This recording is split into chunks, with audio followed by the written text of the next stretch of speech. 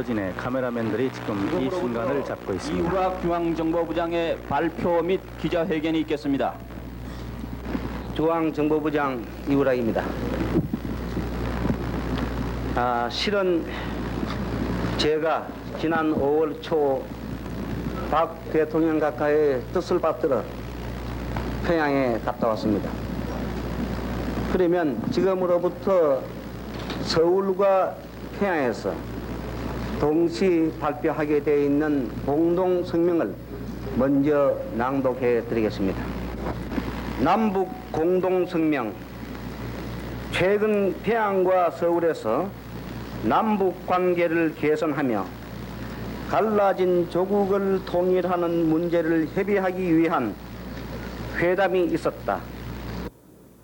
서울의 이우락 중앙정보부장이 1972년 5월 2일부터 5월 5일까지 평양을 방문하여 평양에 김영주 조직 지도부장과 회담을 진행하였으며 김영주 부장을 대신한 아무리 하면 박성철 제2부수상이 벌써 27회가 지났는데 5월 29일부터 이 숨통이 트일 때도 서울을 거이요? 방문하여 이게 어떻게 돼가는 겁니까?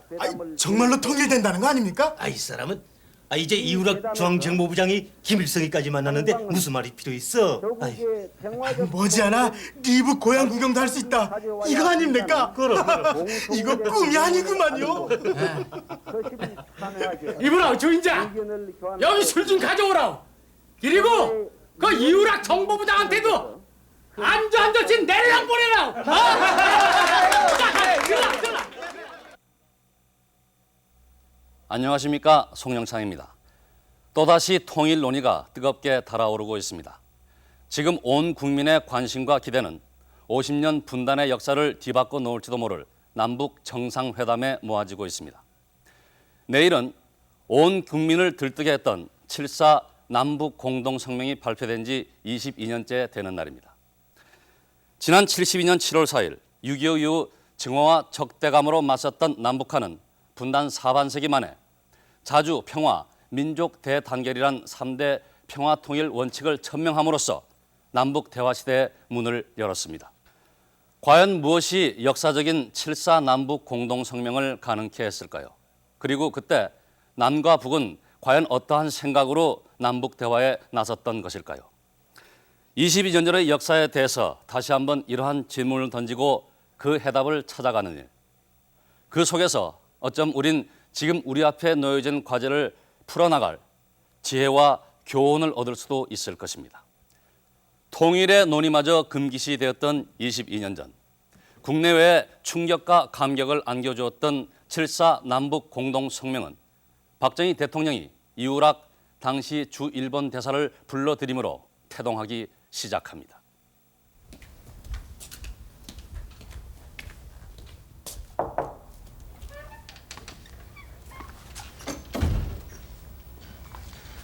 각하, 오래간만에 뵙겠습니다.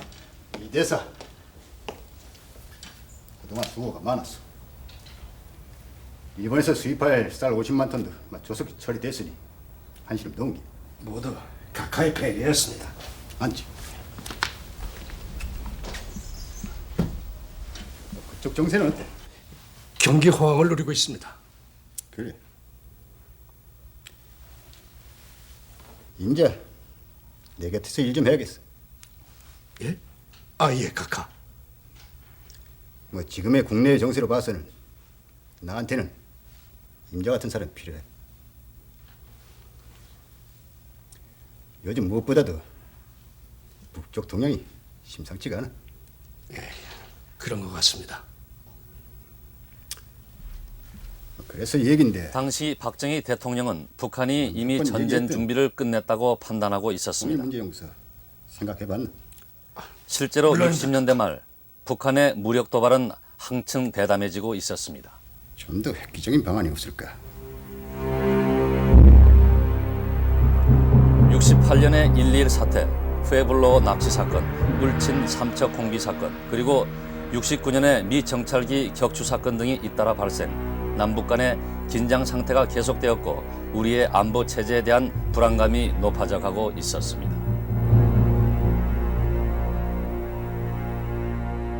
한편 미국의 닉슨 정부의 출범과 함께 국제 정세도 급변하기 시작합니다. 69년 7월 닉슨 정부는 이제까지의 아시아 방위 정책을 대폭 수정한 괌 독트린을 발표합니다. 국내의 게릴라전에 대해서는 아시아 제국이 자체 군사력으로 대처하도록 한다는 것이었습니다. 이에 따라 베트남에서 미군이 철수하기 시작했고 곧이어 주한미군의 철수 계획이 발표되었습니다. 이러한 상황 속에서 박 대통령은 71년의 대통령 선거를 앞두고 있었습니다. 이 선거에서 이례적으로 통일 문제가 쟁점화되면서 그동안 선 건설 후 통일의 입장을 고수해온 박 대통령은 보다 융통성 있게 통일 방안을 제시할 수 있는 유연성을 필요로 하게 되었습니다. 때마침 제2차 경제개발 5개년 계획의 성과로 68년부터는 우리의 경제력이 북한을 앞서기 시작했습니다. 이 자신감을 바탕으로 박 대통령은 과감한 대북 정책을 통해 안보와 자신의 정치 기반 확보라는 두 가지 목적을 동시에 이루려는 시도를 하게 됩니다. 그 결과로 나타난 것이 바로 8.15 선언입니다. 나는 인도적 견지와 통일 기반 조성에 기여할 수 있으며 남북한에 가로놓인 인위적 장벽을 단계적으로 제거해 나갈 수 있는 획기적이고도 보다 현실적인 방안을 제시할 용의가 있다는 것을 밝히는 바입니다. 8.15 선언은 당초 경제, 문화, 서신 교류 등 보다 과감하고 적극적인 내용을 담고 있었으나 당시의 남북 관계를 고려하여 남과 북이 선의의 경쟁을 하자고 제의하는 정도에 그쳤습니다. 이 8.15 선언을 구체화하는 움직임은 이후락의 등장으로 시작됩니다. 70년 12월 당시 주일 대사로 있던 이후락은 중앙정보부장으로 임명됩니다. 그 당시 이후락 중정부장은 북한에 대해서 적극책을 쓰겠다고 밝힌 바 있는데 이는 바로 8.15 선언과 그 맥을 같이 하고 있었던 것입니다. 귀국 후 이후락은 중앙정보부의 대북한 연구팀을 구성하면서 본격적인 작업에 착수합니다. 중앙정보부장으로 취임을 해서 전방 사태를 세밀히 검토를 해보니까 매우 긴장이 고조되어 있었고 일촉즉발 언제 어디서 어떤 사고로 다시 위험 사태에 들어갈지 예측하기 어려운 그러한 상태였어요. 그래서 내가 박 대통령에게 이렇든 저렇든 이 긴박한 문제를 해결하기 위해서는 김일성을 만나서 뭘 생각하고 있는지 과연 그 속셈이 뭔지 우리 알아봐야 되지. 그렇지 않고는 도저히 이거 오리무중 이 상태를 더 간다는 것은 대단히 위험한 일입니다.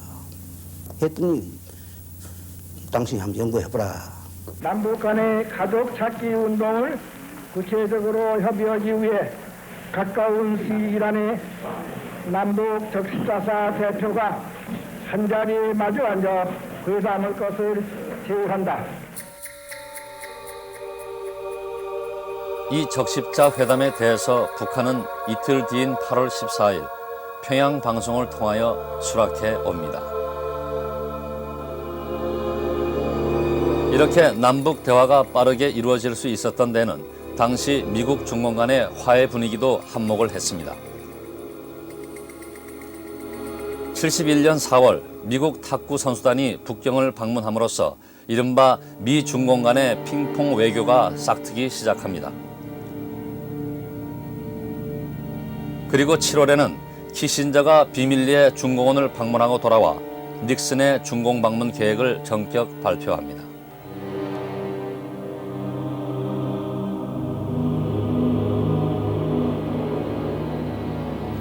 이러한 국제적 분위기 속에서 그해 9월 12일 판문점에서는 분단 이후 처음으로 남북이 만나는 제1차 적십자 예위회담이 열리게 됩니다. 그러나 우리 측에서는 우선 이산 가족을 찾아주자고 제안하는 반면 북한 측은 친척, 친후까지도 포함시켜야 한다는 주장을 거듭합니다. 이러한 남북 간의 의견 차이는 전혀 좁혀지지 않은 채 2달이라는 시간이 흘러가고 있었습니다.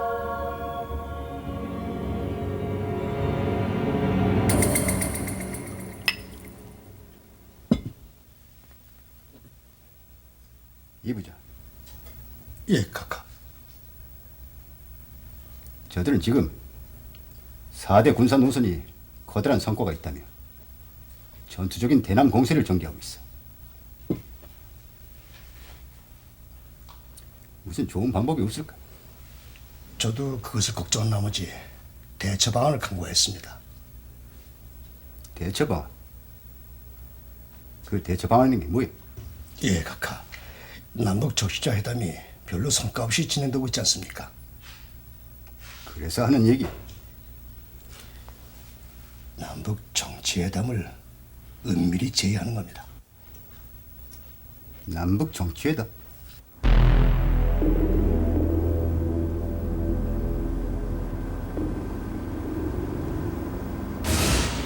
실수 들어가십시오. 정부의 뜻입니까? 각하의 의도이기도 합니다.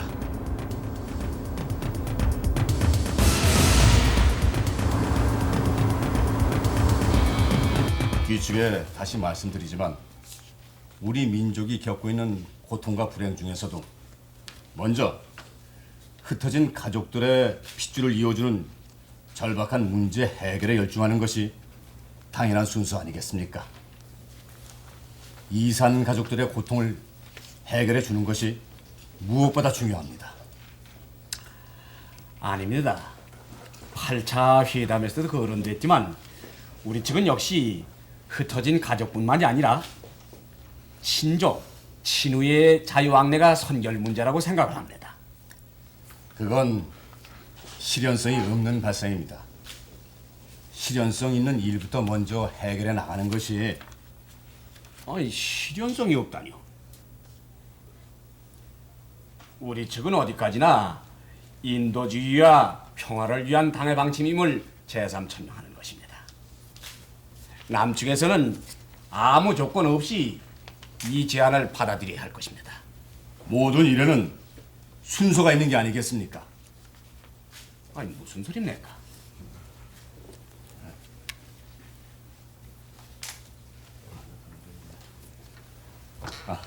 그렇다면 좋습니다. 여기서 일단 정리를 해보죠. 그럽시다.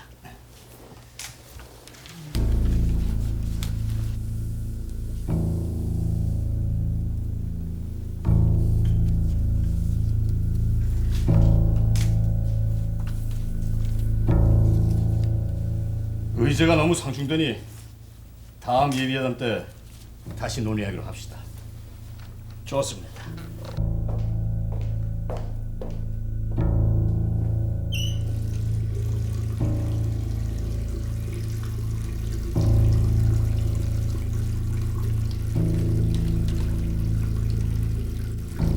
단둘이서 비공개로 한번 만납시다, 김덕천 선생.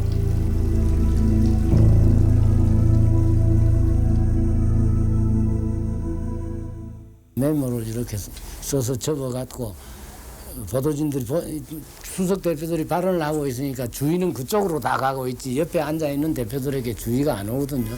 그러니까 아무도 몰랐죠. 쪽지를 전해주니까 자기도 이제 몰래 보고서는 그냥 받았다는 신용은 하고 그냥 갖고 갔죠. 그래 그 다음에 슬쩍 그 다음 회담 때 이제 메모를 슬쩍 돌려주는 거 보면 오케이다 이거죠. 그래가 비밀 회담이 시작이 된 거예요. 들어가.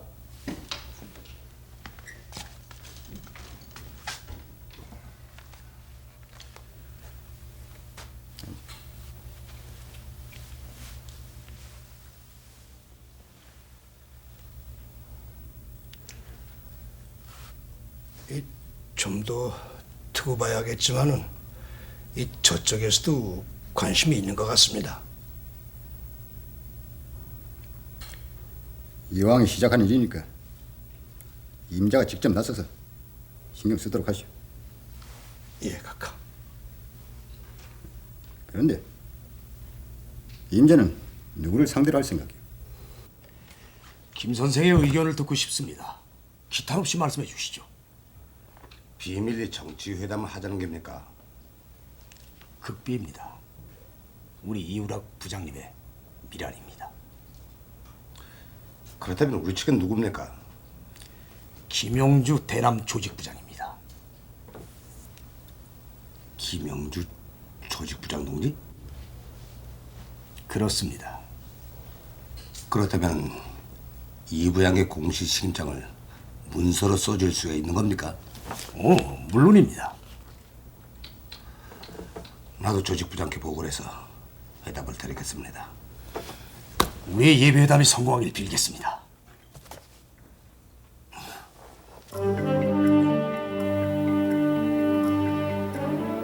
북한 노동당 대남 조직부장 김영주. 그때까지 김영주는 북한 내 서열 2위의 실력자로 알려져 있었고 그 때문에 우리 측에서는 대화 상대로 김영주를 지목합니다.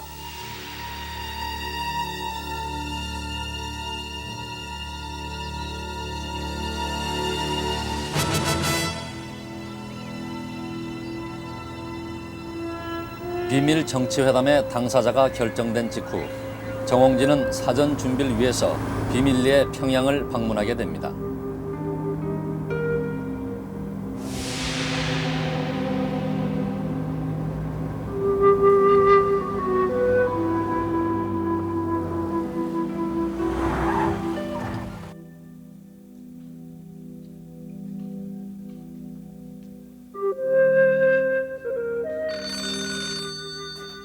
여보세요?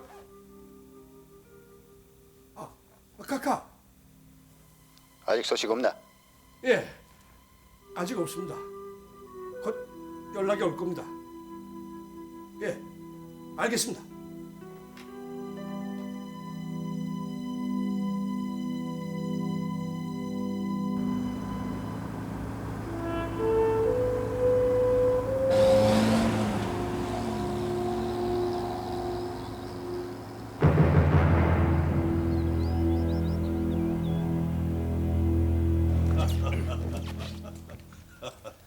어서 오시라요. 아주 귀한 손님이 오셨구만요. 반갑습니다. 자, 앉으십시다.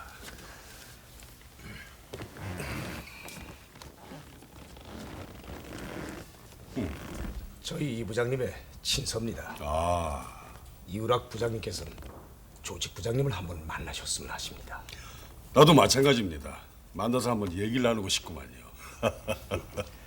만나시는 장소는 제네바나 파리 제3국에서 만나셨으면 하십니다. 제3국에서 만나면 이 비밀 보장이 문제니까니 평양이나 원산에서 만나는 게 좋겠구만요. 정 선생, 이 비밀 보장이 우선 아니겠어요? 딴 게 문제될 게 뭐가 있겠습니까? 그래야지만 나중에라도 우리 김영주로부터 직접 이야기를 들어보고 이렇게 해서 이 회담을 정말 북한이 하고 싶어 하는지 그리고 정말 이 부장이 갔을 경우에 안전하게 돌아올 수 있는지 만에 하나 그 사고가 생긴다면은 이 잘못하면 전쟁이 날는지도 모른다고 생각을 해야 될 것 아닙니까? 한 나라의 중앙정보부장이 북한에 납치가 됐다. 이럴 경우 우리가 취할 수 있는 조치가 뭐겠어요? 이런 걱정까지를 해야 되니까 턱 신중히 문제를 봤습니다마는 본 결과는 제 판단으로는 안전하다. 그리고 북한이 진심으로 이우락 부장을 맞이해서 회담을 하려고 한다. 평양이나 원산이라. 전 괜찮습니다, 각하. 그래. 호랑이 잡으려면 그 굴로 가야지. 임자 정말 수고가 많았어. 예, 각하. 4월 19일 예비회담 대표 김덕현이가 절 만나고 난 후에 사안을 결정하려고 합니다. 그렇게 하지.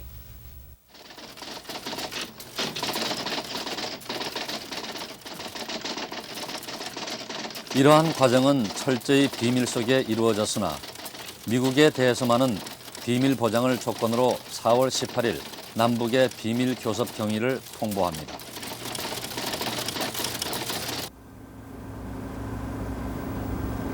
(4월 19일) 북한의 김덕현이 이우락을 만나기 위해 서울에 옵니다.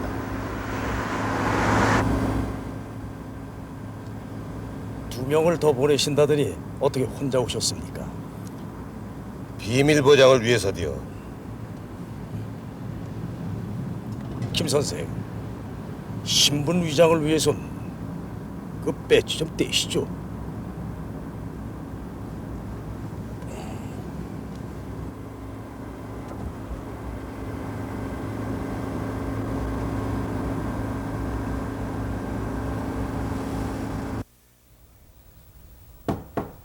예, 들어오세요. 자, 들어가시죠. 아이고, 여기 오시느라고 수고하셨습니다. 안녕하십니까 이 부장 선생. 김영주 지도부장께서도 안녕하시죠? 네, 아주 건강하게 활동했습니다. 반갑습니다. 앉으십시오. 네.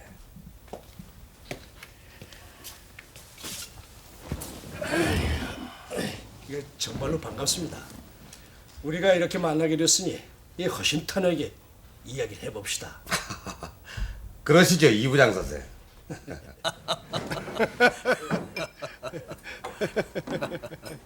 응?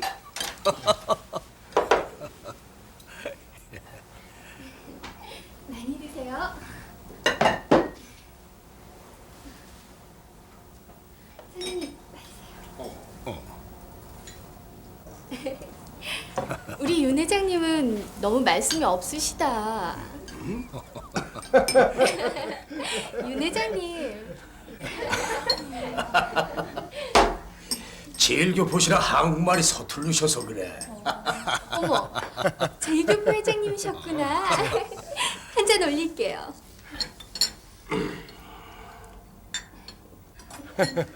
자, 우리 다 한 잔들 들자고.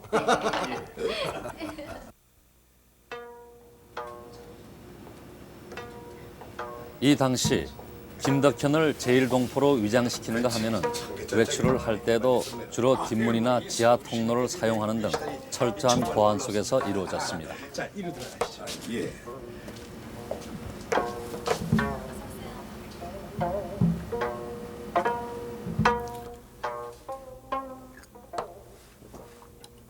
내 의견은 이렇소. 자유 개방을 원칙으로 하는 평화 회담을 전제해야 된다고 생각합니다. 그 생각은 우리도 마찬가지입니다. 평화와 인도주의가 우선해야 한다고 생각합니다. 김영주 선생 생각도 그러하신지요? 물론입니다. 이 부장 선생께서 언제 평양에 오시는 게 좋을지 날짜를 정하시죠. 글쎄요. 그 날짜는 김 선생이 떠나기 전까지 이 통보해드리죠. 아 예. 그리고 이 두 가지 문제가 이 선결돼야 한다고 생각해요. 무슨 문제입니까? 우선 신변 보장 각서가 선행되어야 하고 또 한 가지는 내가 평양에 가서 서울에 연락이 가능하도록 잠정적으로 직통 전화를 놓기로 하는 겁니다. 그런 문제는 김영주 지도부장과 이미 합의를 봤습니다. 이 부장 선생께서 예정된 날짜에 그냥 평양으로 오시기만 하면 됩니다. 그래요? 폭 고무적이로군요. 이제 평양으로 오시겠다는 결심이 굳어지셨습니까? 좋습니다. 우리 축배 듭시다.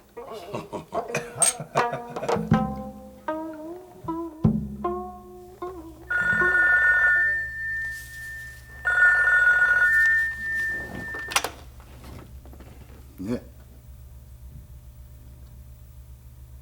뭐야? 5월 2일 날 떠난다고? 너무 빠른 거 아니야? 아닙니다, 카카. 이 날짜가 미뤄지면 저쪽에서 미운 쪽으로 나올 수가 있습니다. 네, 네, 카카. 예, 그렇게 하겠습니다. 예, 카카. 예? 알았어.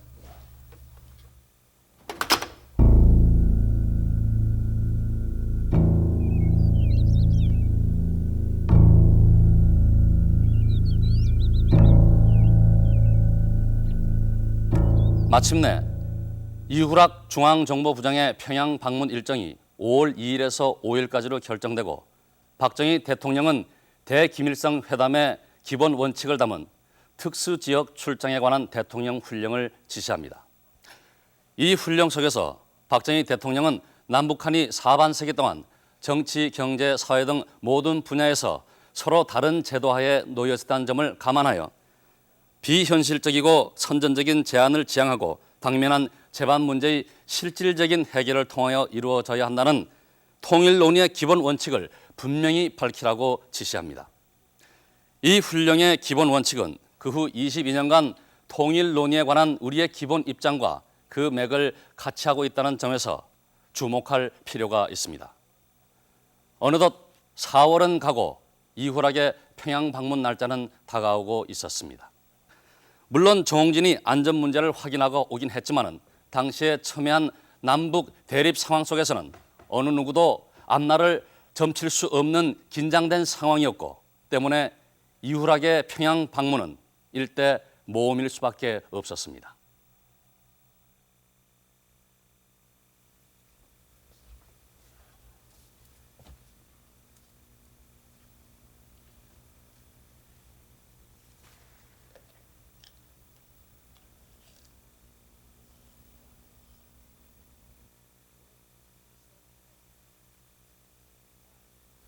부장님, 조심해서 다루셔야 합니다.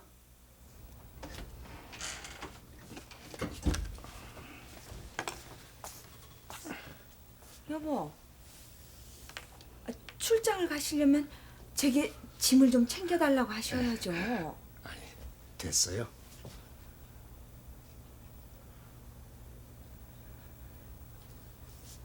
여보, 무슨 일이에요?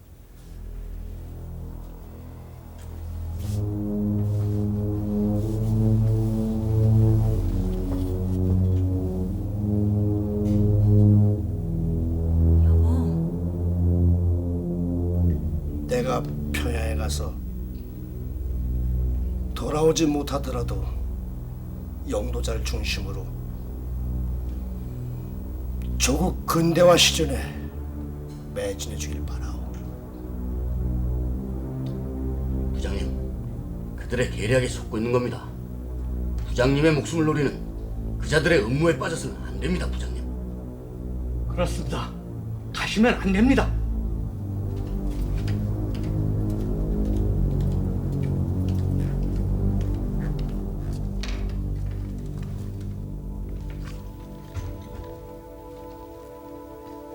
각하, 평양에 다녀오겠습니다.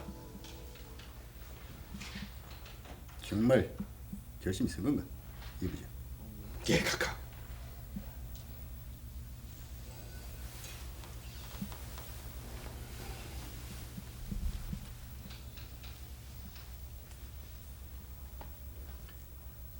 그래. 잘 갔다 와. 그 사람들이 말을 듣든 안 듣든 우리가 말을 해봐야지. 시간이 다 됐습니다. 그럼 이 부장.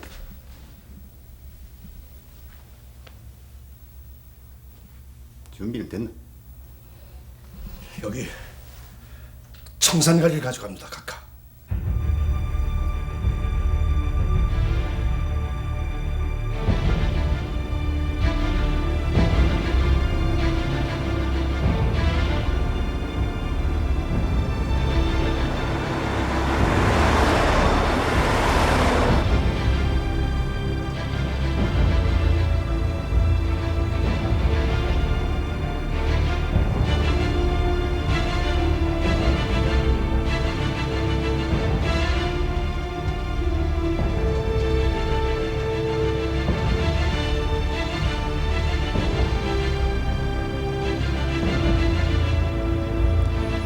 부장 선생을 만나서 이렇게 나란히 앉고 보니 감회가 새롭습니다. 저도 마찬가지입니다. 이 서울과 평양이 그렇게 멀리만 느껴졌습니다만 이렇게 막상 오고 보니 지척이 철이란 생각이 듭니다. 우리가 서로 노력을 해서 이런 말을 없이 하겠디요, 부장 선생.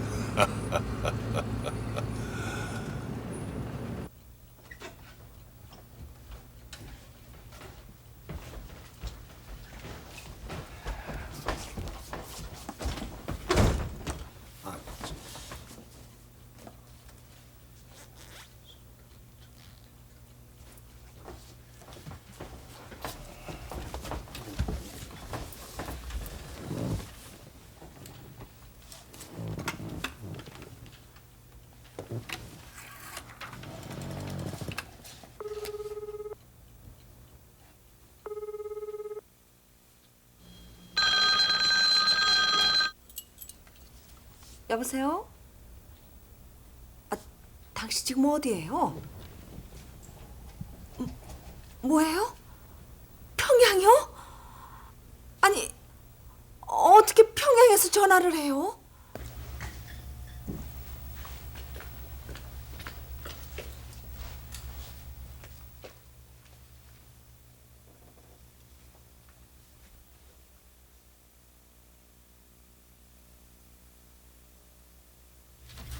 아직까진 순조롭다니 다행이구만. 우리가 서로 남북 교류를 해서 이 통일 분위기를 앞당겨야 합니다. 무슨 혁명적인 방법이라도 있는 겁니까, 부장 선생? 인적 물적 교류는 물론 이 서로 전화를 가설하고 이 서신 왕래를 하면 평화 통일은 자연히 앞당겨지지 않을까 그렇게 생각합니다. 이 부장 선생, 뭐에 그리 순서가 복잡합니까? 무슨 수를 쓰든 당장 통일만 하면 모든 게 해결되는데 뭐에 그런 게 문제가시오? 그렇지 않습니까? 맞는 말씀입니다. 자, 드십시다. 평양에 도착한 후 이틀 동안 이후락은 김영주를 상대로 회담도 하고 만찬에서 함께 어울리며 김영주의 의중을 떠보았습니다. 전라도에 가서 한번 배를 타보시라. 그러나 이렇다 할 진전을 보지 못한 채 평양에서의 마지막 밤을 맞고 있었습니다.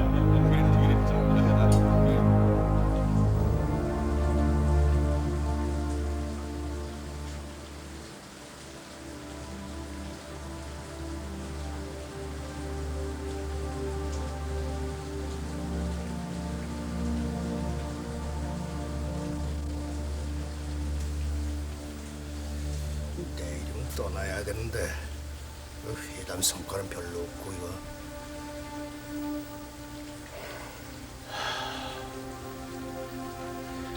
저 건너가 그만 주무시오. 예, 그럼 편히 주무십시오.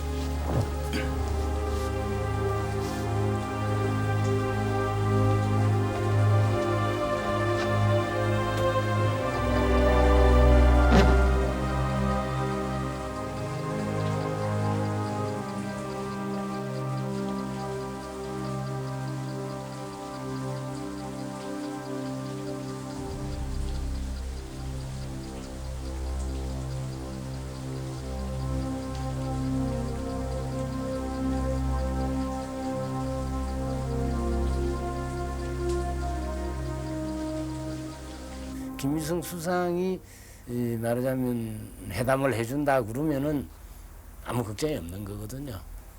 그래서 사실 이후락 부장은 5월 3일에도 정군 김일성이가 그 회담한다는 뭐 연락이 안 왔느냐고. 이후락 부장은 상당히 김일성 수상과의 회담이 이루어지면은 이건 안전 문제도 이제 걱정 안 해도 된다고 아마 그거를 하나의 지표로 이렇게 생각을 하고 계시는 것 같아요.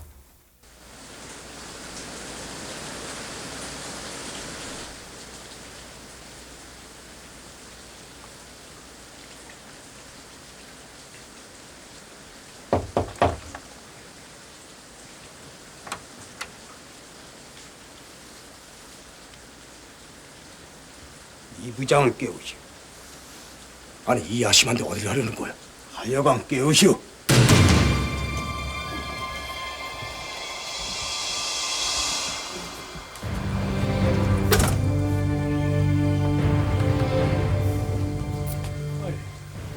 도대체 어딜 가자는 게요? 가보시면 아실 겁니다, 부장 선생.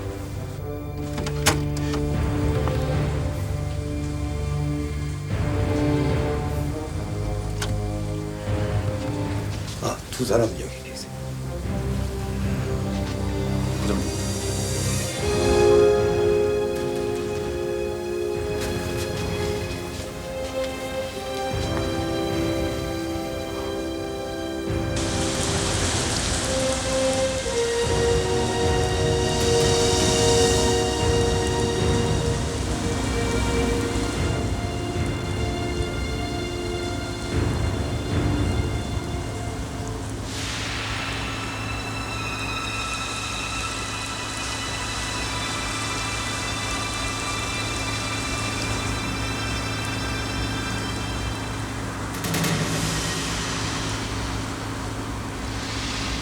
부장님, 저들 계략에 속는 겁니다.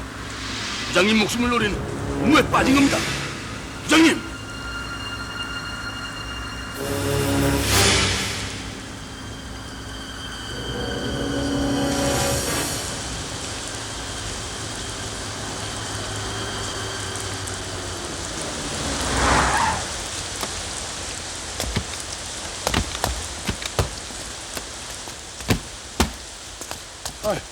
도대체 우리 어쩌자는 게요? 무슨 짓이야? 난 대한민국 중앙정보부장이야. 김영주 조직부장을 만나야 돼. 당신은 정치회담을 앞세운 미제 박정희 도당의 스파이야. 뭐야? 내가 북조선에 온 진위를 털어놓고 자비판하면 목숨만은 살려줄 수 있어. 뭐야? 배신자! 이런 니는 모두 배신자야! 이부장님!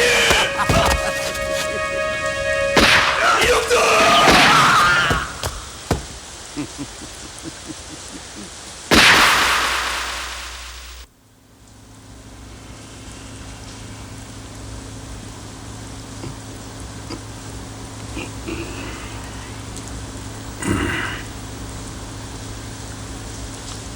이 부장 선생, 뭘 그리 생각하십니까? 이제 다 와갑니다.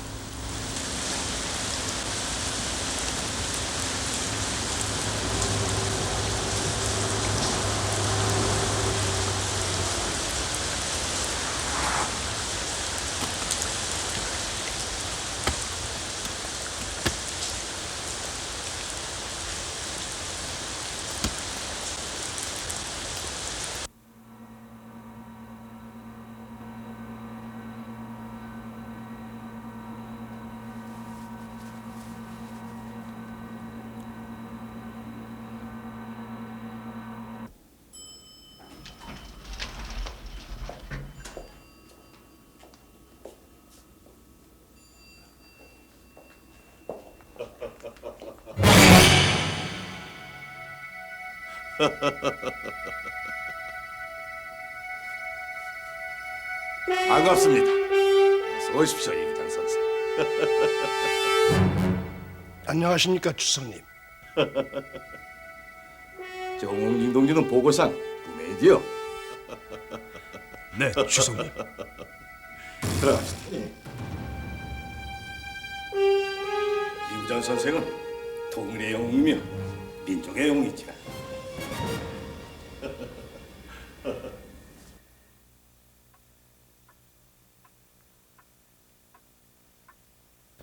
주성님, 아시다시피 본인은 대한민국 중앙정보부장이며 본인의 소임은 방공법과 국가보안법 등의 위반자를 다스리는 일을 책임지는 것입니다. 이거 나는 공산당 잡는 사람이 왔으니까 믿지. 다른 사람이 왔다면 불신했을 것이요. 이거 방공법과 국가보안법이 뭐 때문에 필요합니까? 그런 법이 필요 없는 사회를 갖는 것 우리들도 희망을 하고 있습니다.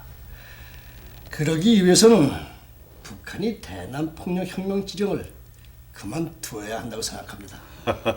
이거 오히려 남조선에서 미 제국주의와 일본 군국주의 외세에 의존해서 북침하려고 하는 거 아니오?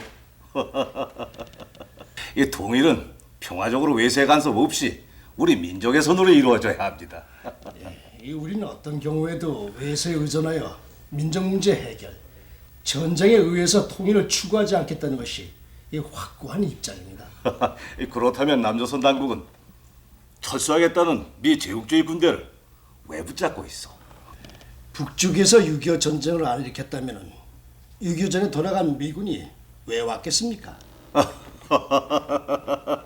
이거 과거는 과거이고 다시 남침할 의사는 우리는 없어. 우리 이게 통일 방법 문제보다도 민족 단결 문제부터 생각해야 하겠지. 이 문제에 대해서 박정희 대통령 각하께서도 같은 생각을 하고 계십니다. 다만 남침을 않겠으며 이 간첩 등을 보내 남한을 교란 않겠다는 약속을 지키면 방공법도 없앨 용의가 있습니다. 그래요? 이 청와대 습격 기도 사건, 이 울진 무장 공비 사건 같은 그런 일이 없어야 되죠. 이거 박 대통령에게 말씀드리시오. 그것은 박 대통령에 대해서 대단히 미안한 사건이었다고. 이거 내부에서 생긴 자경 맹동 분자들이 한 짓이지 결코 나의 의사나 당의 의사가 아니었습니다. 그 당시에 민족 보위상, 총참모장, 정찰국장 등 관계자들 모두 철저시켰습니다. 북쪽에서 이 좌경 분자들이 있듯이 이 남쪽 사정도 마찬가지입니다. 내가 주석님을 만났다고 하면 나를 테러할 사람이 많을 겁니다.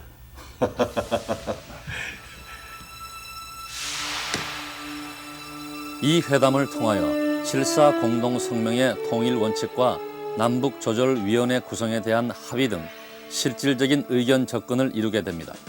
동시에 이 자리는 남북 고위 당사자가 처음으로 만나서 서로의 속마음을 털어놨던 자리이기도 했습니다. 사실 그때 내가 김일성을 만나고 느낀 것은 피자 사람이니까 다 오해가 있었던 모양이에요. 나는 김일성이 말하는 것을 액면 그대로 믿는다 하더라도 이런 말 해요, 김일성이가. 부장 선생, 나는 박 대통령이 미제국주의나 일본 놈들의 앞잡이가 돼서 북쪽에 쳐들어오지 않나 이렇게 항상 오해하고 있었습니다. 이렇게 이야기해요. 이후락의 평양 방문을 전후로 양측은 상대를 향해 유화적인 태도를 보입니다.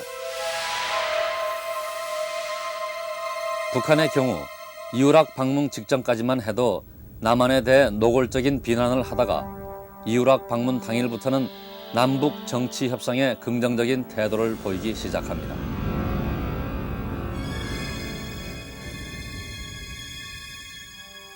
남쪽에서도 이후락이 평양을 다녀온 직후 5.16 혁명 기념사를 통해서 북한에 대해 유화적인 입장을 취합니다.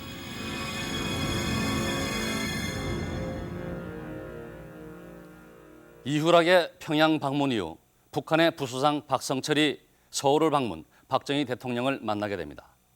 그런데 여기서 우린 한 가지 의문에 부딪히게 됩니다. 왜 이후락의 회담 상대였던 김영주가 아닌 박성철이 대신 오게 되었을까요? 김일성의 동생으로 서열 제2의 실력자였던 김영주. 그러나 후계자 김정일의 부상과 함께 김영주는 60년대 후반부터 정치 일선에서 서서히 밀려나기 시작했습니다. 그 당시 이후락의 상대로 김영주를 지정한 사실은 이러한 북한의 정세를 우리가 제대로 파악하지 못하고 있었음을 시사해주고 있는 것입니다. 이러한 우여곡절 속에 당시 부수상이었던 박성철이 서울을 방문, 청와대에서 박정희 대통령을 만나게 됩니다.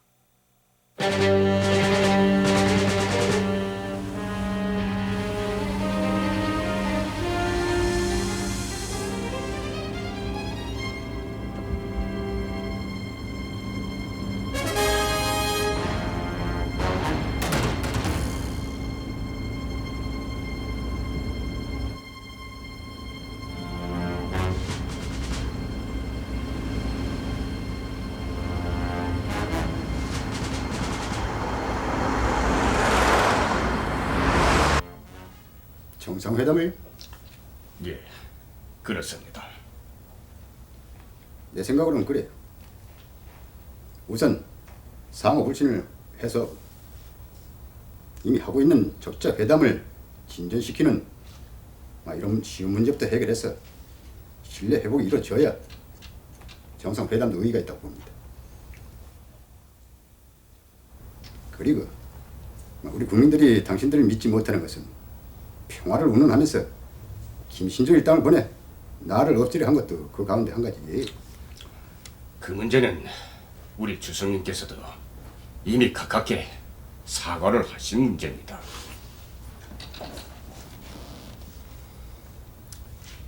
말보다는 실천이 중요한 것이죠. 내가 이런 얘기를 하더라고 김일성 수상에게 꼭 좀 전해주시오. 예, 각하. 나하고 성이 같은데 공간이 어디요? 차석 대표로 앉아있는 유장식이가 오히려 박성철이 부수상의 얘기보다도 더 많은 얘기를 하는 경우가 있죠. 또 얘기하다가 어려운 문제가 나오면 즉각 뒤에서 쪽지가 들어오죠. 그걸 보지 않고서는 얘기를 안 하는 그런 현상이죠. 그러니까 그거는 남북 대화를 해보면 수석 대표의 위치가 정말 정권을 갖고 간, 그건 우리나라와 다른, 우리와는 저는 다른 그런 모습을 언제나 확인할 수 있습니다. 이 자리에서 박 대통령은 자기와 성이 같은 박성철에게 봉간을 묻습니다.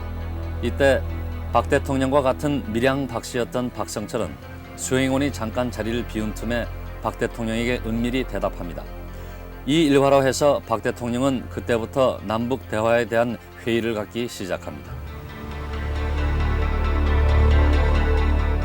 박성철이 돌아간 뒤 판문점에서는 정홍진과 김덕현이 성명문 초안을 만들기 시작합니다.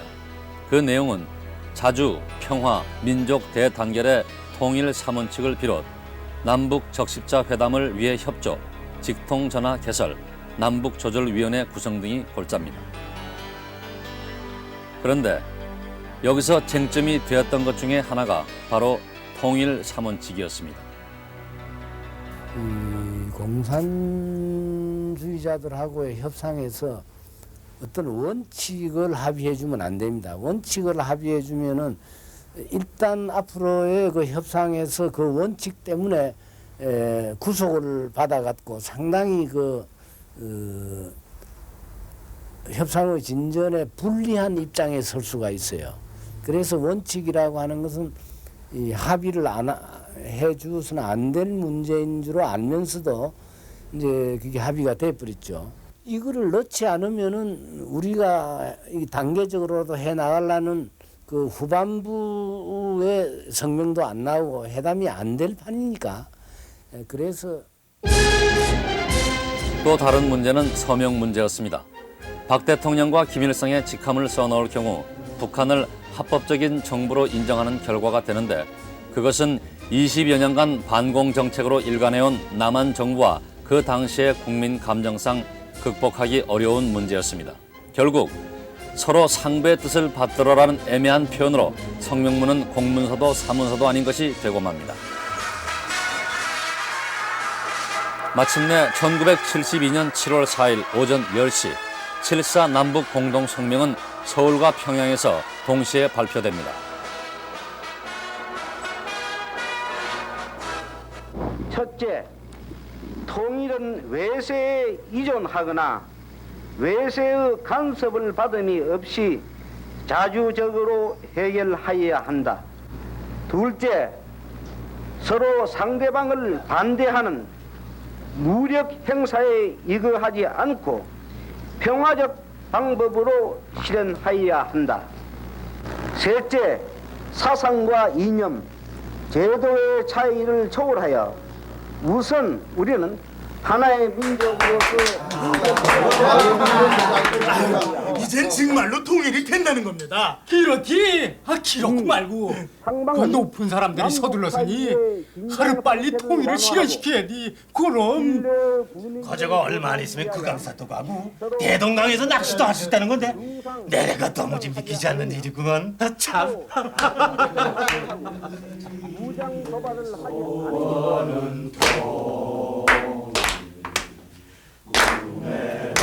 소원은 통일 이정성 다해줘 통일이여라.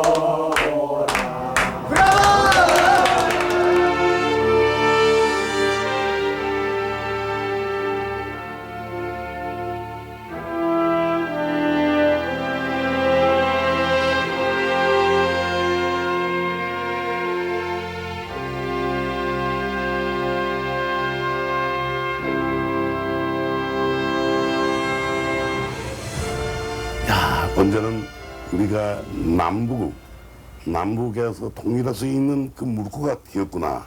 이렇게 되면은 저도 역시 그땐 제 나이가 47세였는데 한갑 전에 틀림없이 이북에 우리 고향에 가서 부모 형제 친척을 만날 수 있겠다는 이런 기분이 느껴서 대단히 기분이 좋았습니다. 그렇게 하우성 치면서 야 과연 역시 어제는 뭔가 그 사이 오랜 세월이 지나서 흘러서 뭔가 되어가는구나 하는 느낌이.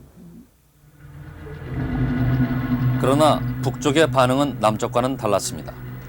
북한은 7.4 남북 공동성명이 김일성의 주도하에 이루어졌고 또 김일성의 통일 3원칙에 우리가 전적으로 동조했다고 선전했습니다. 뿐만 아니라 당초 염려했던 원칙 합의에 대한 부작용이 현실로 나타났는데 그것은 성명 발표 직후에 있었던 박성철의 발언에서 극명하게 드러납니다. 북남 합의에 따라 민족 내부 문제를 해결하기로 한 이상 미제국주의자는 이상 우리나라의 내정에 간섭해서는 안 되며 모든 침략적 무력을 거두어 지체 없이 떠나가야 한다. 따라서 7.4 북남 공동성명은 남조선 정부가 김일성 수령님의 통일 원칙에 전면적으로 굴복한 결과라고 평가되는 바입니다. 이러한 우여곡절 속에서도 역사적인 남북 상호 방문이 이루어졌습니다. 제1차 남북 적시자 회담이 열린 72년 8월 29일 우린 분단 이후 처음으로 평양의 모습을 볼 수 있었습니다. 그 뒤라도 몇 차례의 회담과 상호 왕래가 이루어졌으나 1년 뒤인 73년 8월 28일 북한은 남한이 독자적으로 6.23 선언을 했다는 등의 이유로 대화를 일방적으로 중단해 버립니다. 남북 대화는 대남 전략의 전술적인 차원으로 전개되는 것이죠. 근데 실제 해보니까 7.4 남북 공동성명을 발표하고 자주평화 민족적 대단결이라는 원칙을 제시해 보니까 남한에서 자기들이 생각했던 것 같은 그런 현상이 일어나지 않았단 말이에요. 예를 들면 미군 철수운동이 일어난다든가 북쪽에서 주장하는 연방제 통일안 이런 걸 지지한다든가 이런 현상이 일어나지 않았단 말이죠. 그러니까 이걸 해봐야 남한의 그 정세, 남한에서의 혁명 정세를 고조시키는데 플러스가 되지 않겠구나. 따라서 이 회담을 더 이상 진전시킬 수가 있느냐, 필요가 있느냐.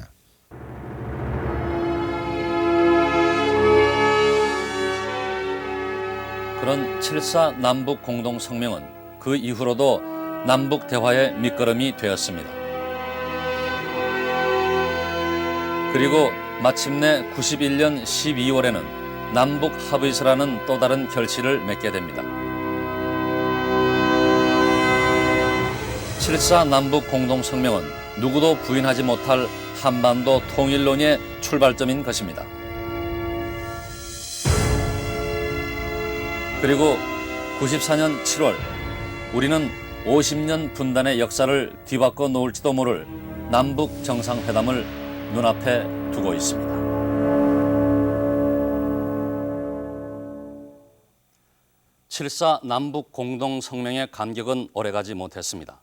공동성명을 근거로 시작된 그 후의 남북 회담들은 팽팽한 의견 대립으로 평행선을 달리다가 마침내는 대화마저도 끊겼습니다. 7.4 남북 공동성명이 구체적인 성과를 거둘 수 없었던 데는 남북 집권층이 이를 정권 합리화의 수단으로 이용하는 등 여러 가지 장애 요인도 있었습니다. 하지만 무엇보다 7.4 남북 공동성명이 실천의 문제에 있어서 구속력을 갖고 있지 못했고 합의한 통일의 3원칙이 보다 구체적인 의미로 규정되지 않아 논쟁의 요인으로 작용하는 등 성명 그 자체의 한계가 컸기 때문이기도 합니다. 그럼에도 불구하고 7.4 공동성명으로부터 시작된 남북 대화의 역사는 오늘 우리 앞에 남북 정상회담이란 새로운 기회를 가능케 해주었습니다. 이번만큼은 1천만 이산 가족이 또다시 좌절하는 비극이 생기지 않았으면, 이번만큼은 한반도의 통일 논의가 원칙 합의의 수준을 뛰어넘어서 통일로 나아가는 실질적인 문제 해결의 단계로 올라섰으면 하는 것이 남북 정상회담에 거는 우리 모두의 공통된 바람입니다. 7.4 남북 공동성명을 되돌아보아야 하는 것도 그러한 이유 때문입니다.